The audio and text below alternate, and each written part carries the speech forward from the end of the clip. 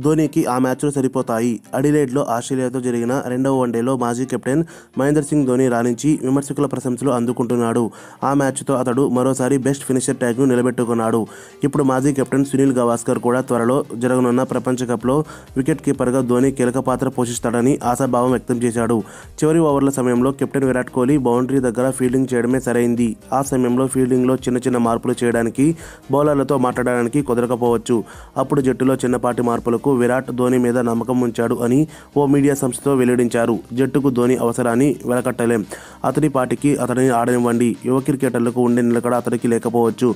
కొద్దిగా ఓపికగా ఉండండి. కానీ అతడు జట్టుకు ఇప్పటికీ విలువైన ఆటగాడే అని ధోనీ ఆట తీరుపై సంతృప్తిని వ్యక్తం చేశాడు. ఆస్ట్రేలియాతో ఫైనల్ వన్డే తర్వాత టీమిండియా న్యూజిలాండ్ పర్యటనకు వెళ్లనుంది. కివీస్తో విరాట్ సేన వన్డే, టీ20 సిరీస్లో తలపడనుంది. ప్రపంచ కప్ నేపథ్యంలో తన బెస్ట్ను బయటకు తీయడానికి ధోనీకి ఈ మ్యాచ్లు సరిపోతాయని గవాస్కర్ వెల్లడించారు. ఇంకా ఐపీఎల్ మ్యాచ్లు ఉండడంతో జట్టులో కుదురుకోవడానికి మహీకి తగిన సమయం ఉందన్నాడు. మరిన్ని అప్డేట్స్ కోసం మన ఛానల్ని సబ్స్క్రైబ్ చేయండి.